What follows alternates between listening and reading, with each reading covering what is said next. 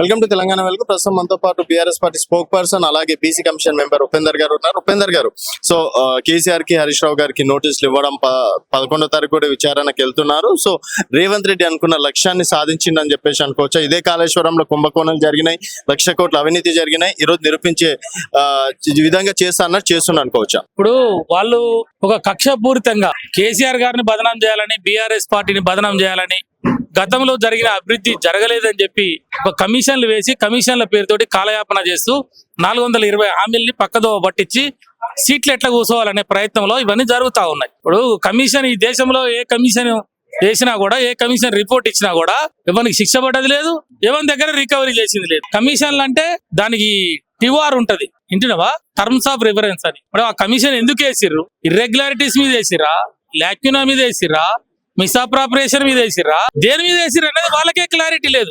సరే, క్లారిటీ ఇస్తే నువ్వు అవన్నీ ఒకవేళ నీకు దాని యొక్క క్వాంటిటీ మీద, అంటే దాని యొక్క నాణ్యత మీద కమిషన్ చేయాలంటే దానికి ఎక్స్పర్ట్స్, ఇంజనీర్స్, సివిల్ ఇంజనీర్స్ వాళ్ళ కమిటీ దాన్ని అంతా సాయిల్ టెస్ట్, మిగతా టెస్ట్లని చేసి ఒక్కొక్క టెస్ట్ 10 నెలలు పడుతుంది రిజల్ట్ రావడానికి. తప్పి నువ్వేదో తూతు మంత్రం, తుమ్మకాయ మంత్రం, ఒక కమిషన్ ఇస్తాం, కమిషన్ రిపోర్ట్ ఇస్తుంది, ఇచ్చినాం కాబట్టి కేసీఆర్ ని బదనాం చేస్తాం, లేకపోతే ఒక కమిషన్ ముందుకి ఒక కాంగ్రెస్ పార్టీ నాయకుడు, ఒక బీజేపీ నాయకుడు పోయి ఇష్టం వచ్చింది లోపల మాట్లాడి, బయట వచ్చి మాట్లాడి ఇక్కడ అవినీతి జరిగిందని. అరే అవినీతి ఏంద్రా భయ్? 80,000 కోట్ల రూపాయలు డిపిఆర్ అని చెప్పి వాళ్ళు చెప్తున్నారు, 92,000 కోట్ల రూపాయలు ఖర్చు అయిందని చెప్తే నువ్వు 1,00,000 కోట్ల కుంభకోణం అని ఎట్లా అంటావురా భయ్? అసలు ఇది ఏంటిది? మీకు చదువుకున్న వాళ్ళు, తెలివి ఉన్న వాళ్ళు, పదవిలో ఉన్న వాళ్ళు మాట్లాడాల్సిన మాటలేనా ఇవి? సరే, ఇక్కడ బీఆర్ఎస్ అంటే దయ్యాల రాష్ట్ర సమితి అని చెప్పేసి కొత్త పేరు కూడా. ఇప్పుడు దయ్యాల రాష్ట్ర సమిత, ఇంకో రాష్ట్ర సమిత, తెలంగాణ ప్రజల కోసం కొట్లాడిన సమిత, మొత్తం కాదు కదా. ఒకలో ఇద్దరు ఉంటారు. ఒక కుటుంబం అంటే కుటుంబంలో కూడా దయ్యం ఉంటది, ప్రతిపక్ష పార్టీ ఉంటే ఆడ కూడా దయ్యం ఉంటది, అధికారంలో కూడా దయ్యాలు ఉంటాయి. ఇంటిదావా? దయ్యాలు ఎక్కడైనా ఉంటాయి, మొత్తం పార్టీ దయ్యాలు కాదు. ఒక పార్టీలో కొన్ని దయ్యాలు ఉన్నాయన్నారు. నీ కాంగ్రెస్ పార్టీలో లేవా దయ్యాలు? నీ బీజేపీలో లేవా దయ్యాలు? దయ్యాలు అనంటే అక్కడ కొన్ని ప్రజా ప్రయోజనాలకి ఇబ్బంది కలిగే విధంగా ఇంకా 10 సంవత్సరాలు కాదు, ఇప్పుడు రేపు ఎలక్షన్లు పెడితే 10 రోజులు కూడా ఉంటారు. ఆ సీట్ల గుంజి కిందేస్తారు, బట్టలు కూడా మీకేస్తారు, అట్లున్నారు జనం. అరే నువ్వు 1,00,000 కోట్ల రూపాయలు, 92,000 కోట్ల రూపాయలు ఖర్చు అయితే 1,00,000 కోట్ల కుంభకోణం అంటే వాడు తెలివి ఉన్న నాయకుడా, తెలివి లేని నాయకుడా? సరే, రాష్ట్రంలో ఉన్నాడంటే వీడు ఏదో ప్రచారం చేస్తుండు ఓట్ల కోసం అనుకున్నావు. నువ్వు కేంద్రం నుంచి వచ్చే ప్రతిపక్ష నాయకుడివి, రేపు దేశంలో ప్రతిపక్ష నాయకుడివి అయితే ప్రధానమంత్రివి, కనీసం నీకైనా సోయి ఉండాలి కదా. ఢిల్లీ నుంచి తెలంగాణలో అడుగు పెట్టేటప్పుడు ఆ ప్రాజెక్ట్ ఏంటి, దాని డిపిఆర్ ఏంటి, దాని ఖర్చు ఎంత, అసలు ఎంత పెట్టిర్రు, ఏం జరిగిందని తెలుసుకోవాలి కదా. ఎవడో సన్నాసోడు రాసిస్తే నువ్వు ఆ మాటలు పట్టుకొని లక్షల మంది మీటింగ్ లా రాహుల్ గాంధీ తెలుగుని మాట్లాడుతున్నా, తెలుగు లేక మాట్లాడుతున్నా అంటున్నాం మేము. రాహుల్ గాంధీని పప్పు అని అంటారు వాళ్ళు, బీజేపీ వాళ్ళు ఇందుకే అంటారు అని మేము అనుకుంటున్నాం. ఇప్పటికైనా నువ్వు బుద్ధి జ్ఞానం తెచ్చుకో. రాహుల్, నువ్వు ఇలాంటి మాటలు మాట్లాడక వీళ్ళని నమ్ముకోకు. వాళ్ళు ఏదో అడ్డి మారి గుడ్డి సూట్లో తగిలింది వీళ్ళకి, వింటున్నావా? నిజంగా వీళ్ళకి అవగాహన ఉండో, తెలివి ఉండో. ఆ ఉత్తమ్ కుమార్ రెడ్డికి ఏమైనా తెలుసా? అది ఇరిగేషన్ గురించి, కాళేశ్వరం ప్రాజెక్టు గురించి ఏమి తెలియదు. నీ ఏం ప్రిపేర్ కాలేదని అసెంబ్లీలో చెప్పిండు.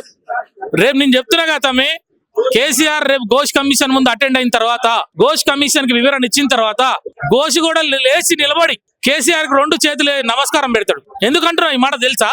ఇది విస్తృత ప్రయోజనాలు, ప్రజా ప్రయోజనాలను దృష్టిలో పెట్టుకొని 750 కిలోమీటర్ల గోదావరిని 365 కిలోమీటర్లు నీళ్లను ఆపి, చెక్ డ్యాములు కట్టి, బరాజులు కట్టి, అండర్ గ్రౌండ్ ద్వారా, గ్రావిటీ ద్వారా కొన్ని వందల కిలోమీటర్ల నీరు, సముద్ర మట్టానికి 650 మీటర్లు నీళ్లు తీసుకొచ్చి తెలంగాణలో చెరువులు నింపిండు. ఇంటినవా? బరాజులు నింపిండు, కాలువలు నింపిండు. ఇవన్నీ నింపితే తెలంగాణలో ఏమైంది? వాటర్ పెరిగింది, గ్రావిటీ. తెలంగాణలో 1,00,000 కోటి ఎకరాల మాగానికి రావాలని చెప్పి కేసీఆర్ చేసింది. 40 లక్షల ఎకరాల భూమి స్థిరీకరించి పంటలు పండించిండు కదా.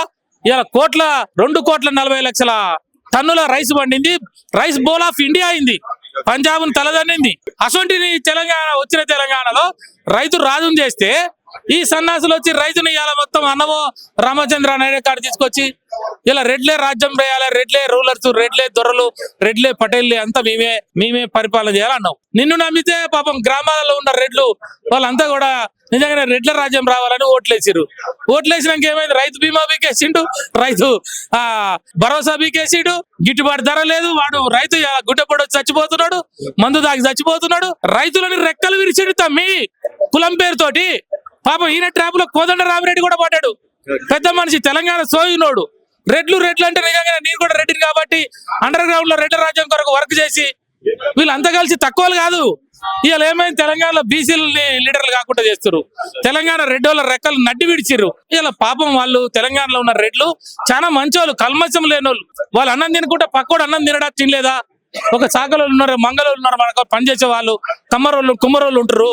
అరే నేను తింటున్నా భయ్, వాడు కూడా తినాలని కోరుకుంటారు తెలంగాణ రెడ్లు. వీళ్ళు అట్లా కాదు, రెడ్లను చంపి మొత్తం 10 మందే తింటారు. వీళ్ళు జానారెడ్డి లేడు, జగ్గారెడ్డి లేడు, ఎల్లారెడ్డి లేడు, పుల్లారెడ్డి లేడు, నేనే రెడ్డిని, గొప్ప రెడ్డిని అని చెప్పినాడు. రెడ్డిని అంటే పాపం రెడ్లంతా నమ్మి వేస్తే ఇలా రెడ్లను బజార్కి ఇచ్చిండు. వాళ్ళు ఏమంటారు తెలుసా, ఊర్లోకి పోతే అయ్యో ఎంత పని అయిపోయారా, ఒక కులం పేరుతోటి ట్రాప్ లో పడుతుంది.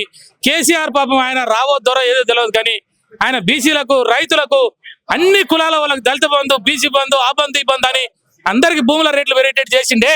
కేసీఆర్ సర్వజన బాగు కోరిండు కానీ వీళ్ళు మాత్రం ఈ సన్నాసులు అందరిని ముంచుతున్నారు కదా అని చెప్పి తినే అన్నంలో మట్టి పోసుకున్నామని రెడ్లు ఏడ్చురు. తమ్మి రెడ్డి ఏడ్చిన రాజ్యం, మళ్ళీ చెప్తున్నారు, రెడ్డి ఏడ్చిన రాజ్యం, రైతు ఏడ్చిన రాజ్యం, మళ్ళీ ఎద్దేడ్చిన వ్యవసాయం బాగుపడదన్నారు. ఈ కాంగ్రెస్ వారికి నాశనకాలం వచ్చింది. ఈ కాంగ్రెస్ పార్టీ ముందులో పడదు, ఇక ముందుకెళ్ళదు. దీన్ని ఏమైనా ఇక పంపిణీకే తయారయ్యారు జనం. ఎప్పుడు ఎలక్షన్లు వచ్చినా దీన్ని నిమ్మకాయ జ్యూస్ చేసినట్టు చేసి మూసిలో బారబోస్తారు.